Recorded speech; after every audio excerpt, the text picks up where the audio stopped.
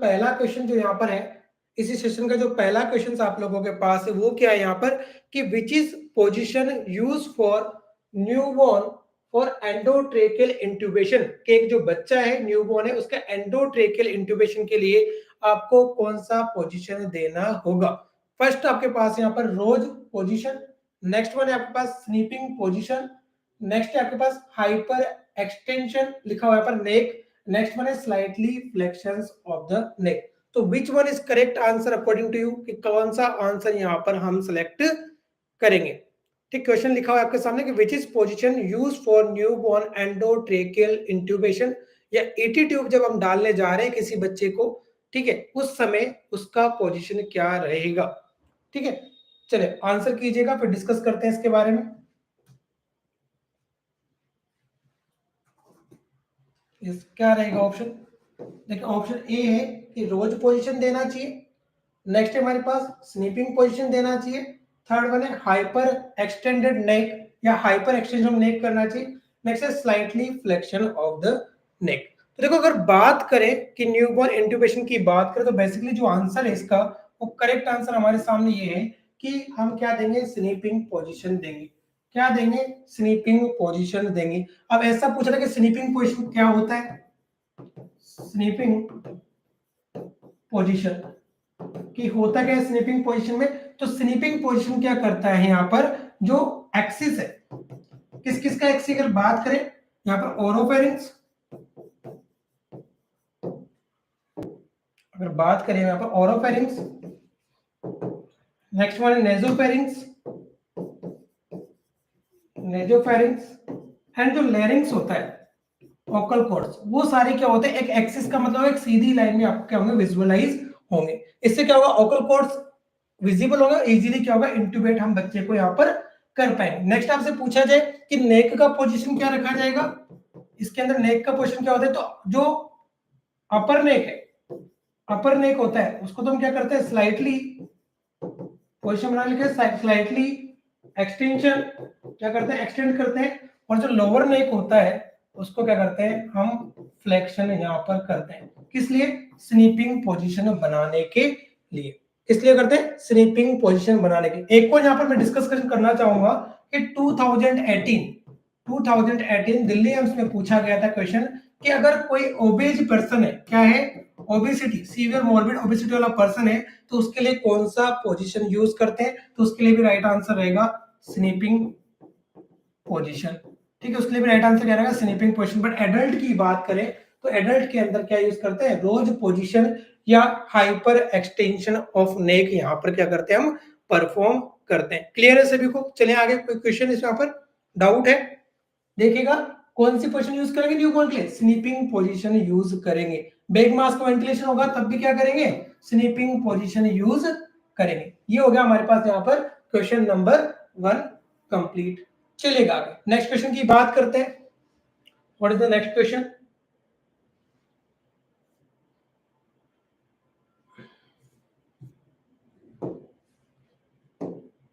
चलेगा next question है हमारे पास कि which is size, next one question है which is size ET tube या endotracheal tube use for newborn with weight 2.5 kg। अगर कोई 2.5 kg का चाइल्ड है तब उसको इंट्यूबेशन हम करने जा रहे हैं तो किस साइज का ट्यूब यूज करेंगे। फर्स्ट ऑप्शन है आप लोगों के पास यहाँ पर, पहला ऑप्शन क्या है 2.5 mm का यूज करेंगे जो कि क्या होता है एक इंटरनल डायामीटर, किसकी बात कर रहे हैं, इंटरनल डायामीटर की बात कर रहे हैं। ठीक है, internal diameter 2.5 mm, 3.0 mm, 3.5 mm या 4.0 mm का यहाँ पर ट्यूब यूज करेंगे।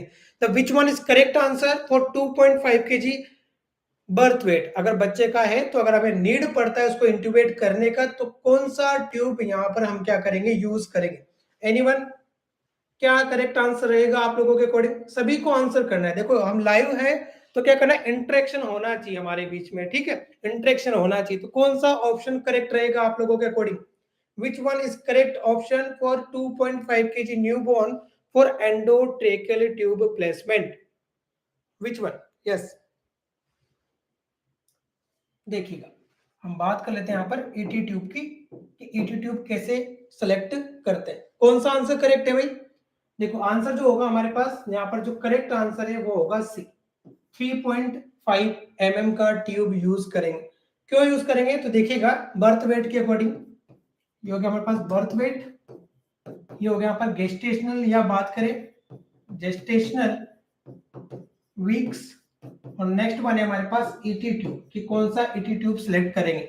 अगर कोई बच्चा लेस देन 1 kg है या 1000 ग्राम है, या गेस्टेशन वीक क्या है लेस देन 28 वीक से, तो जो ट्यूब सिलेक्शन होता है वो कौन सा होगा? अगर ट्यूब सिलेक्शन की बात करें, ट्यूब सिलेक्शन होगा 2.5 mm का ट्यूब क्या करेंगे एंडोट्रेकियल ट्यूब प्लेसमेंट के लिए परफॉर्म करेंगे, यूज करेंगे। नेक्स्ट वन बात करते हैं यहाँ पर कि अगर बच्चा क्या है 1 to 2 kg है, ठीक है, या 28 to 34 वीक से उसका गेस्टेशन जो ट्यूब यूज करेंगे वो करेंगे 3.0 mm का क्या करेंगे ट्यूब यूज करेंगे, एंडोट्रेकियल ट्यूब यहाँ पर यूज करेंगे। नेक्स्ट वन बात करते हैं यहाँ पर और भी आगे कि मान लीजिए 3 kg है, 3 to 4 kg है, सॉरी 2 की बात करें यहाँ पर, अगर हमारे पास क्या है 2 to 3 kg है, 2 to 3 kg है, या बात करें 34 to 38 वीक्स है, तो इसमें जो यूज करते हैं वो कौन सा होता है 3.5 mm होता है, जो हमारा यहाँ पर क्या है करेक्ट आंसर भी है। और भी अगर यहाँ पर हम बात करें ईटी ट्यूब सिलेक्शंस की, वो देखिएगा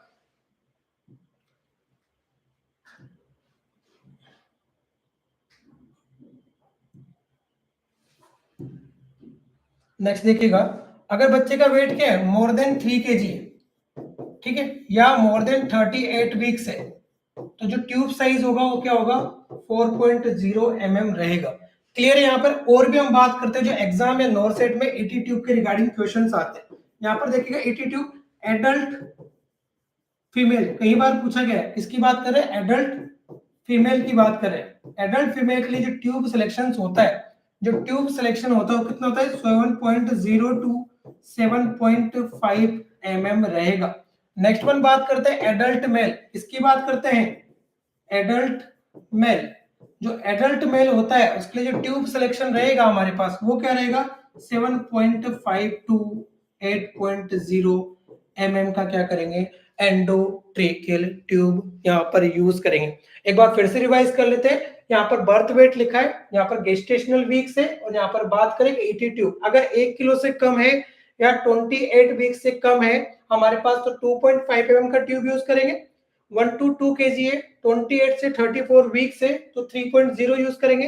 अगर 2 to 3 kg है, 34 से 38 वीक से 3.5 यूज करेंगे। अगर मोर देन 3 kg या मोर देन 38 वीक्स है तो वहां पर 4 mm का ट्यूब यूज करेंगे। एडल्ट फीमेल है 7 to 7.5 और एडल्ट मेल है तो भाई 7.5 से 8 mm का एंडोट्रेकियल ट्यूब यूज करेंगे। और ये जो दोनों क्वेश्चन है हमने यहाँ पर लिखे हैं न्यूबॉर्न की रिगार्डिंग भी, और ये दोनों क्वेश्चन एग्जाम में पूछे जाते हैं या पहले भी एग्जाम में नोर सेट के अंदर दिल्ली एम्स के अंदर आपसे पूछा गया। वैसे भी दिल्ली एम्स जो इंटरेस्टिंग क्वेश्चन लाता रहता है तो हम भी उसका इंटरेस्ट बनाए रखेंगे, इस बार क्वेश्चन को मिस नहीं करेंगे। चलिएगा नेक्स्ट क्वेश्चन के ऊपर चलते हैं हम।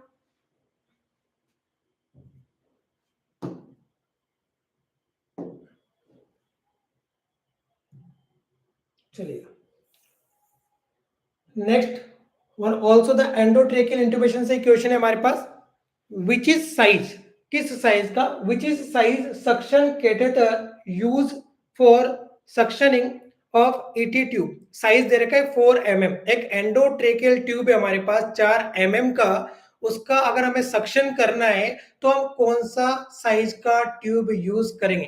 फर्स्ट वन है 5 फ्रेंच, नेक्स्ट वन है 6 फ्रेंच, नेक्स्ट वन है 7 फ्रेंच या 8 French, which one tube we should use for the endotracheal tube suction. हमें क्या दे रखा है यहाँ पर ईटी का साइज दे रखा है, क्या दे रखा है भाई ईटी साइज दे रखा है, ईटी कितना है 4 mm का है। अब सक्शन कैथेटर आप कौन सी साइज का सिलेक्ट करोगे, ऑप्शन ए ठीक है, 5 French, option B 6 French, option C 7 French और ऑप्शन डी है 8 फ्रेंच। तो किस साइज का सक्शन कैथेटर आप लोग यहाँ पर चूज करोगे?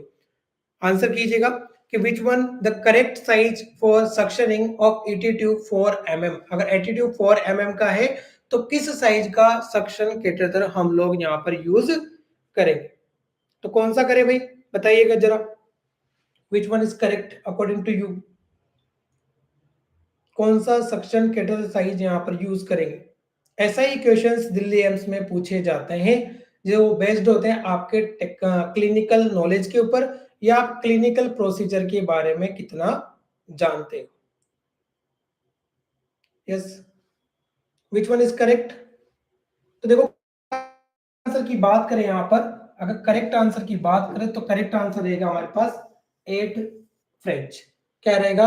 8 फ्रेंच। करेक्ट आंसर क्या रहेगा? 8 फ्रेंच रहेगा। अब फॉर्मूला क्या होता है, देखिए फॉर्मूले को, अगर हमें क्या करना है, सक्शन कैथेटर साइज निकालना है, सक्शन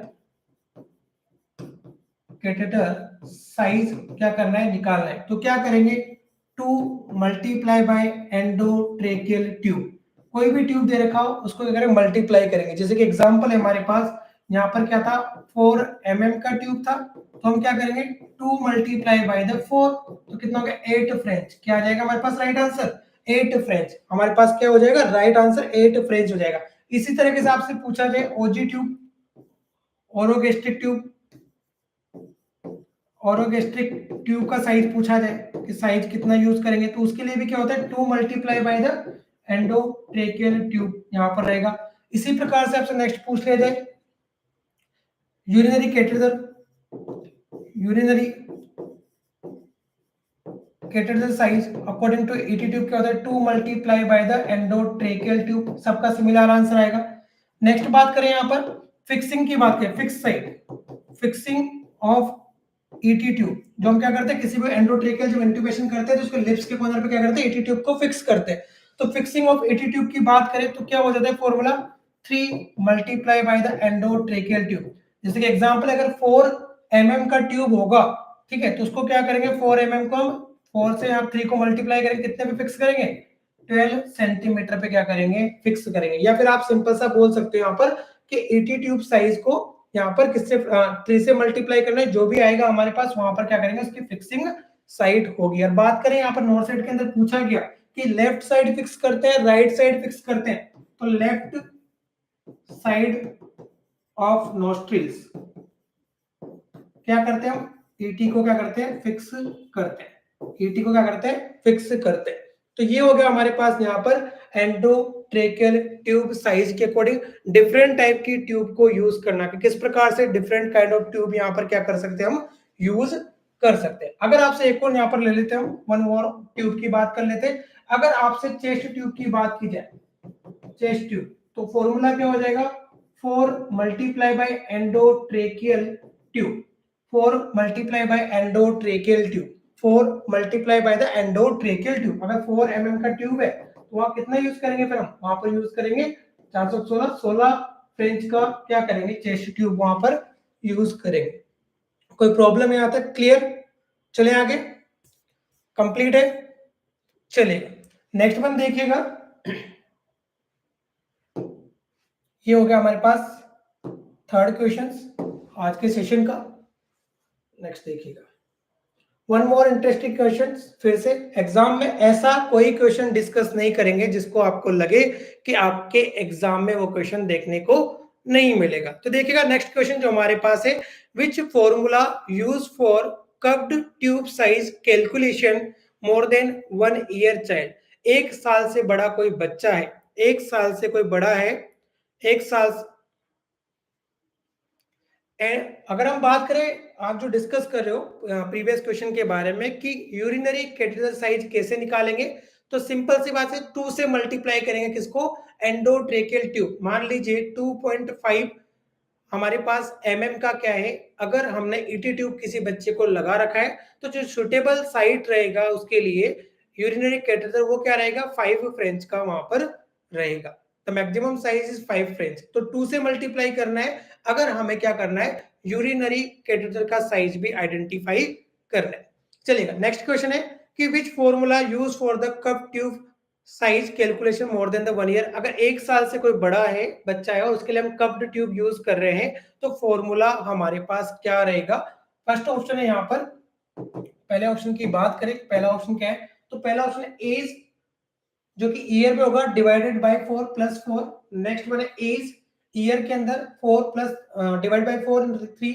नेक्स्ट एज, ईयर के अंदर divide by 3 plus 4। Next one है एज प्लस 6 सेंटीमीटर।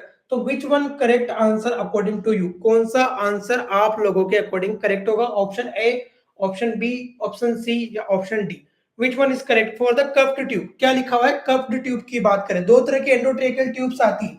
एक आती है कप्ड ट्यूब आती है, ठीक है, इस प्रकार से हमारे पास होगा, यहाँ पर एक बलून रहेगा जिसे कप्ड ट्यूब। एक आती है विदाउट कप्ड ट्यूब, ठीक है। तो कप्ड ट्यूब की बात करें कि कप्ड ट्यूब के लिए फॉर्मूला क्या यूज करेंगे? Which one formula is use for the cuffed tube? चलेगा, लिखा। तो देखो, जब करेक्ट आंसर की बात करें, ट्यूब्स की बात कर लेते हैं यहाँ पर कि how to calculate the tube size, tube size calculation, दोनों की बात करते हैं। करेक्ट आंसर रहेगा हमारे पास बी। क्या रहेगा करेक्ट आंसर? यहाँ पर बी रहेगा। पहले बात करते हैं किसकी? यहाँ पर कप्ड ट्यूब की। जो कप्ड ट्यूब है वो कब लगाई जाती है? यहाँ पर जनरली मोर देन 1 ईयर। पहले जो क्राइटेरिया था, पुराना क्राइटेरिया था, उसमें 12 साल के बाद कप ट्यूब यूज किया जाता था।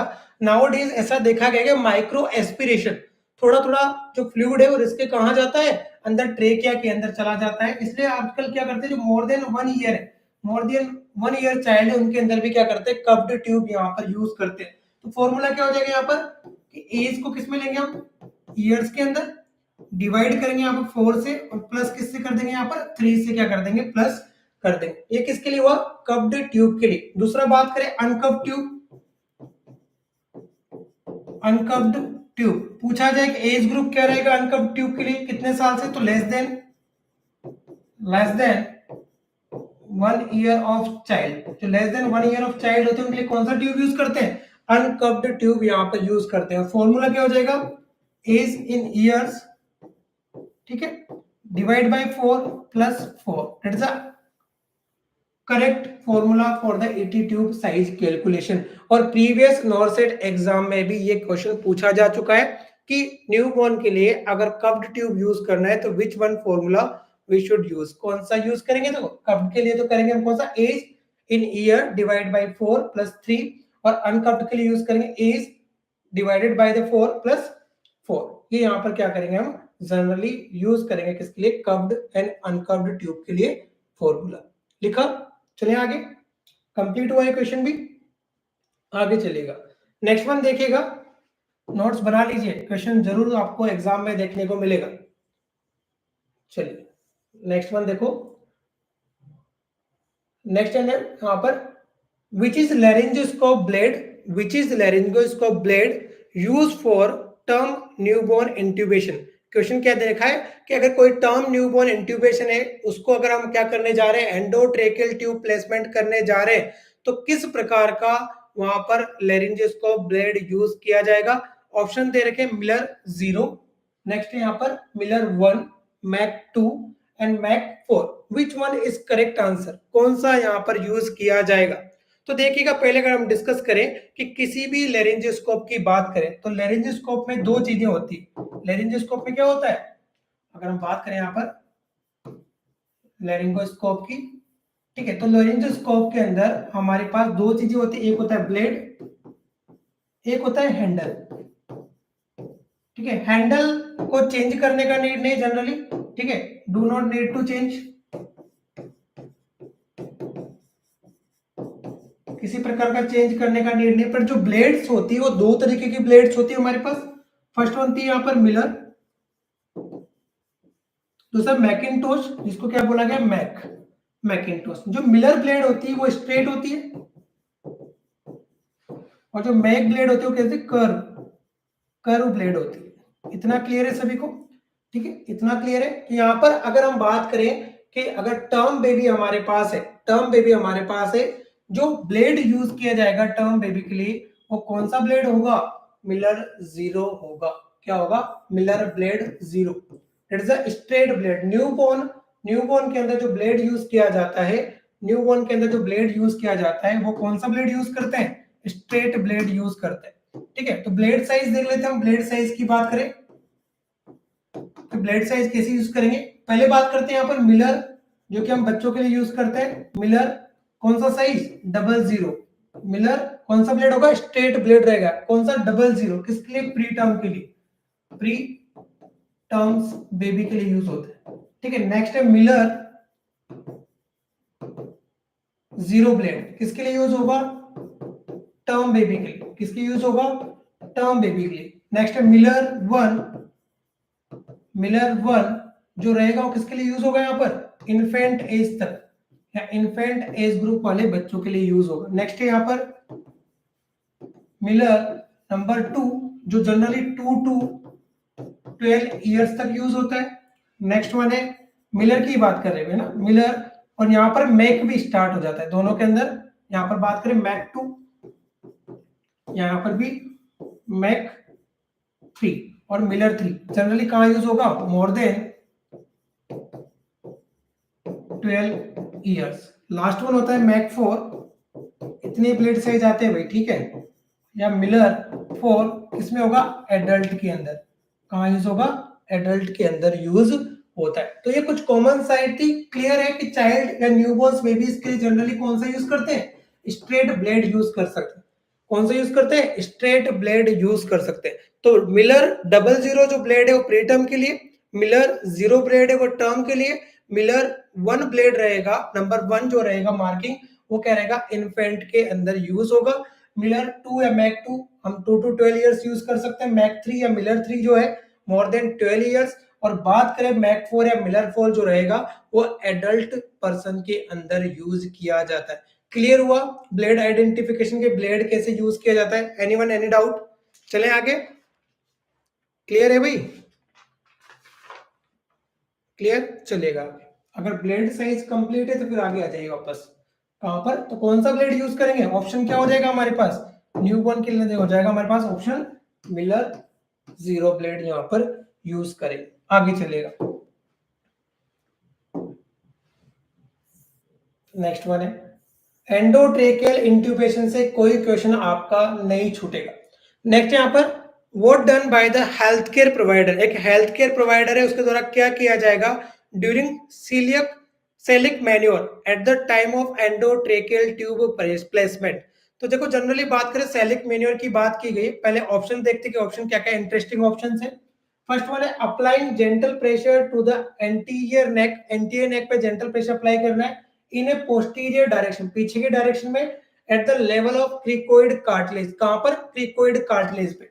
नेक्स्ट वन है apply gentle pressure to the posterior neck in a posterior direction at the level of cricoid cartilage. यहाँ पर क्या है? जेंटल प्रेशर कहां अप्लाई किया जा रहा है? पोस्टीरियर डायरेक्शन में अप्लाई किया जा रहा है। नेक्स्ट वन है C applying backward, upward, rightward and posterior pressure on the thyroid cartilage पे अप्लाई किया जा रहा है। और नेक्स्ट बात करें इसी के अंदर फोर्थ वन है applying gentle pressure to the anterior neck in a posterior direction at the level of thyroid cartilage. तो which one correct answer according to you कि how to perform the Sellick manoeuvre? Anyone कोई बताना चाहेगा which is the correct answer for Sellick manoeuvre? Yes, Sellick manoeuvre क्या होता है? जब कोई भी न्यूबॉर्न हो या एडल्ट पर्सन हो और इमीडिएटली हमें क्या करना पड़े? उसका इंट्यूबेशन करना हो। जैसे मान लो दो तरह के इंट्यूबेशन होता है, एक होता है इलेक्टिव इंट्यूबेशन, दूसरा होता है इमरजेंसी इंट्यूबेशन। इलेक्टिव इंट्यूबेशन में तो हम क्या रखते हैं? कोई भी बच्चा है अगर उसका इंट्यूबेट करना है उसको एनपीओ कर देते हैं जनरली, कि हमें क्या रखना है? फूड कंटेंट उसको कुछ भी नहीं देने। बट मान लो कोई इमरजेंसी में है, गेस्पिंग कर रहा है, कुछ कर रहा है, उसका हमें क्या करना पड़ेगा? इमरजेंसी में उसका इंट्यूबेशन या एंडोट्रेकियल ट्यूब प्लेसमेंट करना होगा। तो उस केस में क्या करते हैं? सेलिक मैन्योर यूज करते हैं। कैसे करते हैं उस पर डिस्कस करेंगे। पहले आप करेक्ट आंसर बताइए कि which one is correct answer according to you, कि कौन सा आंसर क्या रहेगा यहाँ पर करेक्ट रहेगा? Option A, option B, option C या option D? Which one is correct answer? Yes, अरे वो बताएगा कोई करेक्ट आंसर? आगे चले? आइडिया नहीं है, चलेगा तो फिर आइडिया देते हैं। आइडिया नहीं है तो आइडिया लेना चाहिए। पता होना चाहिए हमें, क्योंकि एग्जाम क्या है, नॉरसेट एम्स का है। किसका है? नॉरसेट एम्स का है, तो एग्जाम जरूर लेंगे, है ना, आइडिया लेंगे। देखो ऑप्शन करेक्ट बात करें कि ऑप्शन करेक्ट क्या है, तो ऑप्शन तो हमारे पास ए करेक्ट है। ए करेक्ट में क्या लिखा? Apply gentle pressure to the anterior neck in a posterior direction at the level of cricoid cartilage. Generally क्या करेंगे, जो एंटीरियर नेक है, आगे वाला जो नेक है, उसका जो पोस्टीरियर डायरेक्शन पीछे की ओर है, क्या करेंगे, क्रिकोइड कार्टिलेज या यहाँ पर क्या करेंगे, हम हल्का सा प्रेशर अप्लाई करेंगे, ताकि जो हमारे पास वोकल कॉर्ड से वो विजुअलाइजेशन अच्छा हो और रिगर्जिटेशन बच्चे को ना हो। मैंने पहले बोला एनपीओ रखते हैं, बट इमरजेंसी में नहीं पता होता है, इसलिए क्या करेंगे, क्रिकोइड कार्टिलेज का प्लेसमेंट करेंगे, ताकि जो फूड कंटेंट है वो रिगर्जिटेट होके ट्रेकिया के अंदर ना चलाए। देखिए जानेंगे इसके बारे में और भी डिस्कस करते हैं।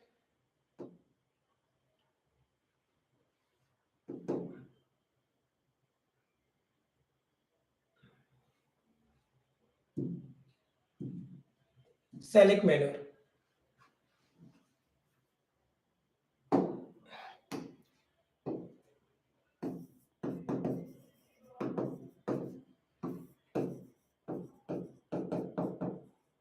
इस केस में क्या करेंगे, देखो पहले तो बात तो यूज क्यों किया जाता है, for the prevention of aspiration. जो मेन पर्पज है वो है prevention of aspiration and to assess axis of nasopharynx, जो हमने पहले नेजोफेरिंक्स, ओरोफेरिंक्स एंड लैरिंक्स, या बोल सकते हैं यहाँ पर ट्रेकिया, इसका एक्सेस के लिए, ताकि क्या हो, एक सीधी लाइन यहाँ पर देखने को मिले। और यहाँ पर क्या होगा, इसका इस बात करें, इस सेलिक मैन्योर में क्या करते हैं हम, जो प्रेशर अप्लाई करते हैं, वो कहाँ करते हैं, क्रिकोइड कार्टिलेज में। इंपॉर्टेंट चीज, किस डायरेक्शन में करेंगे, तो एंटीरियर नेक, कौन सा नेक है हमारे पास, एंटीरियर नेक पर, किस डायरेक्शन में, पोस्टीरियर डायरेक्शन में। इतना क्लियर है भाई? फिर दूसरा मैनर भी पढ़ेंगे ना, एंटीरियर नेक पर पोस्टीरियर डायरेक्शन में क्या करेंगे, हम यहाँ पर क्रिकोइड कार्टिलेज पर प्रेशर अप्लाई करेंगे। दो कार्टिलेज होते हैं, thyroid cartilage and cricoid cartilage. हम कहाँ प्रेशर अप्लाई कर रहे हैं, इंपॉर्टेंट चीज है, सेलिक मैन्योर में कहाँ प्रेशर अप्लाई करते हैं, क्रिकोइड कार्टिलेज पे अप्लाई करते हैं।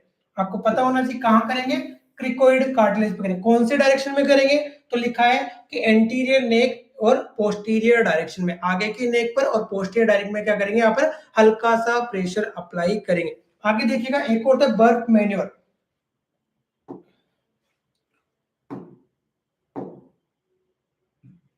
नेक्स्ट वन है हमारे पास, अगर बात करें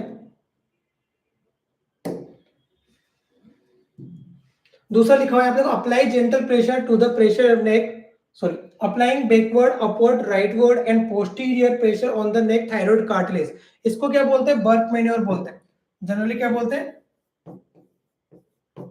बर्फ मैन्योर। ये मेनली किसके लिए काम आता है, यहाँ पर अगर बात करें, ये हमारे पास विजुअलाइजेशन ऑफ वोकल कॉर्ड्स के देखने के लिए काम आता है, या करेक्ट पोजीशन वहां पर देने के लिए काम आता है। इंपॉर्टेंट चीज है कि बर्फ मैन्योर जो परफॉर्म किया जाता है वो किस कार्टिलेज पे करते हैं, थायराइड कार्टिलेज पे करते हैं, जो जस्ट अबोव द क्या होता है, क्रिकोइड कार्टिलेज के ऊपर की साइड में होता है। दूसरा यहाँ पर क्या लिखा है, देखो अप्लाई प्रेशर कहाँ लगाएंगे, बैकवर्ड, पीछे की ओर लगाएंगे, बैकवर्ड प्रेशर अप्लाई करना है।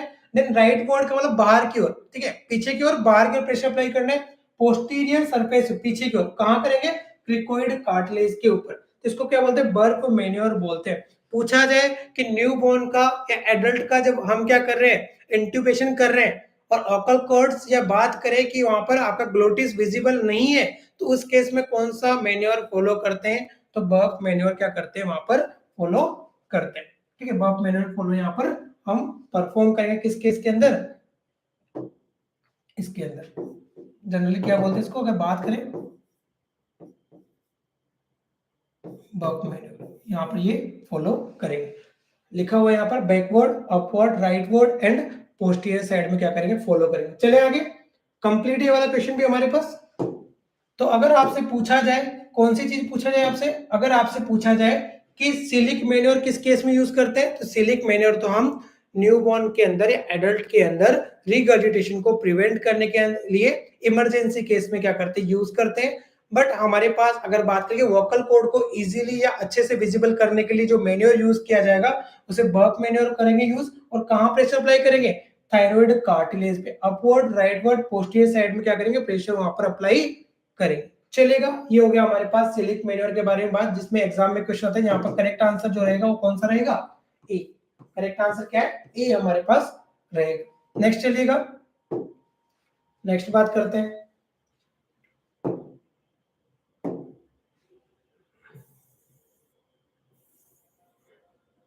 चलिए नेक्स्ट है, which is following airway device known as intra, intra की जगह आप लिखिएगा इंफ्रा, क्या है, इंफ्रा ग्लोटिक डिवाइस। पूछा गया है कि which is following airway device, which one following airway device is known as infraglottic airway device. First one है नेजोफेरिंजियल एयरवे, ठीक है, नेजोट्रेकियल एयरवे, ट्रेकेस्टोमी या लेरिंजियल मास्क एयरवे। किस डिवाइस को इंफ्राग्लोटिक डिवाइस बोला जाएगा, which one is known as infraglottic device, yes, किस device को इंफ्राग्लोटिक डिवाइस बोला जाएगा, आंसर कीजिए, आपके करेक्ट आंसर क्या है, which one is known as infraglottic device, nasopharyngeal airway, nasotracheal airway, next है हमारे पास ट्रेकियोस्टोमी और laryngeal mask airway, which one is correct, yes, कौन सा ऑप्शन करेक्ट रहेगा भाई।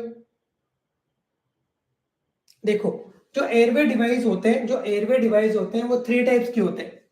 अगर हम बात करें किसकी बात करें, एयरवे डिवाइस की बात करें कि एयरवे डिवाइस कितने तरह के, 3 टाइप्स के हमारे पास एयरवे डिवाइस होते हैं, या लाइफ सेविंग डिवाइस भी बोल सकते हो, एयरवे डिवाइस, ठीक है। पहला होता है हमारे पास सुप्राग्लोटिक, सुप्राग्लोटिक, इस ग्लोटिस से अभी यूज हुआ है, सुप्राग्लोटिस एयरवे डिवाइस, जिसमें जो मोस्ट कॉमन आंसर रहेगा आपके पास सुप्राग्लोटिक का वो होता है लेरिंजियल मास्क एयरवे, ठीक है। लेरिंजियल मास्क एयरवे किस प्रकार का डिवाइस है, सुप्राग्लोटिक एयरवे डिवाइस है, किस प्रकार का डिवाइस है, सुप्राग्लोटियल एयरवे डिवाइस। नेक्स्ट कौन सा होगा, नेजोफेरिंजियल, नेजोफेरिंजियल, ये भी क्या है हमारे पास, सुप्राग्लोटिक एयरवे डिवाइस है, ये भी क्या है, सुप्राग्लोटिक एयरवे डिवाइस है। नेक्स्ट हो सकता है ओरोफेरिंजियल, ओरोफेरिंजियल, ठीक है, ये सारे डिवाइस क्या होंगे हमारे पास, सुप्राग्लोटिक एयरवे डिवाइस होंगे। नेक्स्ट हम बात करें इंफ्राग्लोटिक,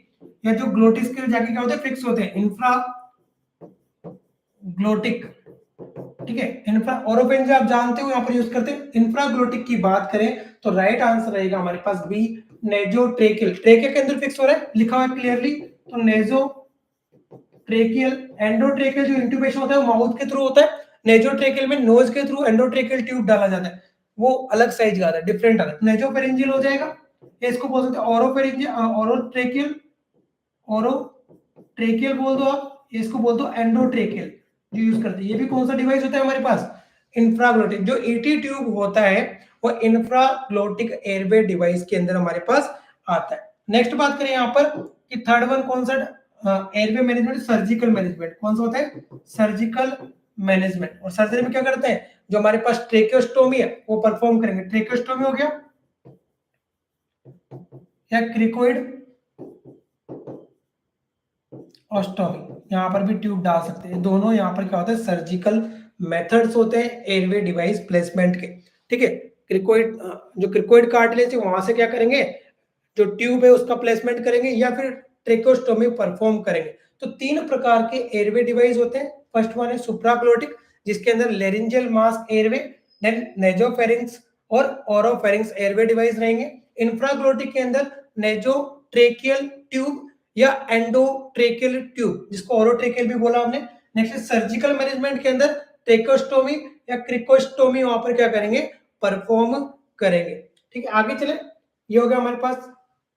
नेक्स्ट क्वेश्चन देखिएगा, क्लियर है आपका सभी का, चले आगे, समझ में आ रहा है भाई, देखिएगा। नेक्स्ट वन है हमारे पास, अगर बात करें इसके बाद, which one following device is known as, ये फिर से वही क्वेश्चन आ गया, डिस्कस कर चुके हम, हाँ जी। नेक्स्ट क्वेश्चन है, ideal cup pressure for ET tube should not be exceeding. Ideal अगर हमने क्या लगाया वहां पर, कफ ट्यूब लगाया है ना, कफ ट्यूब वहां पर अगर लगाया किसी बच्चे को, तो आइडल जो है कफ का प्रेशर वो कितना रखना चाहिए? फर्स्ट वन है 10 cm H2O रखना चाहिए, नेक्स्ट वन है 20 cm H2O रखना चाहिए, नेक्स्ट 30 cm H2 होना चाहिए या 50 cm H2 वहां पर होना चाहिए। आइडल कप प्रेशर कितना होना चाहिए? हाँ जी भाई, तो आपके अकॉर्डिंग आइडल कप प्रेशर कितना होना चाहिए? Which one is correct answer for ideal cuff pressure? कौन सा आंसर क्या रहेगा, करेक्ट रहेगा? देखो जो आइडल कप प्रेशर होता है 20 cm H2 क्या रहता है? 20 cm H2। जनरली आप जब देखोगे इसको डिटेक्ट करने के लिए हम क्या करते हैं, मैनोमीटर यूज करते हैं, मैनोमीटर या उसे बोलते हैं पोसी, है ना, ये भी नाम पोसी मैनोमीटर यूज करते हैं। जो आइडल उसके अंदर ग्रीन कलर से जो आइडल मार्क होता है प्रेशर का, वो कितना है? 20 to 30 cm H2 होता है। तो 20 जो लोअर वैल्यू है, लोअर प्रेशर है, ठीक है, लोअर प्रेशर जो है उसे क्या माना गया? आइडल माना गया, क्योंकि अगर 30 cm H2O तक यूज करेंगे तो क्या हो सकते हैं? ट्रेकिया के अंदर अल्सर हो सकते हैं, ट्रेकियल अल्सर वहां पर हो सकते हैं, ठीक है। इससे ज्यादा तो बढ़ा नहीं, मैक्सिमम प्रेशर 30 हो सकता है, आइडल प्रेशर जो है वो कितना होना चाहिए? 20 cm H2 होना चाहिए। नॉट एक्सीडिंग लिखा है, बच्चों के अंदर तो 20 से ज्यादा नहीं होना चाहिए। अगर बच्चों की बात करें नॉट मोर देन 20, या 1 ईयर से ऊपर यूज करते तो वहां पर क्या होगा? मोर देन 20 से ज्यादा नहीं होना चाहिए, ठीक है, बिल्कुल भी नहीं होना चाहिए, अदरवाइज क्या हो जाएगा? बच्चे को वहां पर अल्सर हो सकते हैं। तो जो करेक्ट आंसर रहेगा वो रहेगा 20 cm H2। अगर रेंज पूछा जाता आपसे, रेंज कितना होता है, ठीक है, करेक्ट रेंज किसके लिए? एडल्ट के लिए 20 to 30 cm H2। कभी भी 30 से ऊपर नहीं लेके जाएंगे, है ना, और बच्चे हैं तो क्या 20 से ऊपर नहीं लेके जाए। बट जो आइडल पूछा जाए, आइडल प्रेशर कितना रहेगा, यहाँ पर नॉट एक्सीडिंग लिखा है, वहां पर आइडल होना चाहिए था, तो आइडल प्रेशर कितना होना चाहिए? 20 cm H2O होना चाहिए। अगर हम बात करें एक सिंगल के हमें कौन सा प्रेशर सिलेक्ट करना पड़ेगा, तो 20 cm H2। अगर ऑप्शन रेंजेस के अंदर होता तो 20 to 30 cm H2 वहां पर क्या करते हैं, हम सेलेक्ट करते। क्लियर है आपको? ये कोई डाउट है इसके अंदर? फिर आगे चलते हैं नेक्स्ट क्वेश्चन की ओर। क्लियर? चलेगा।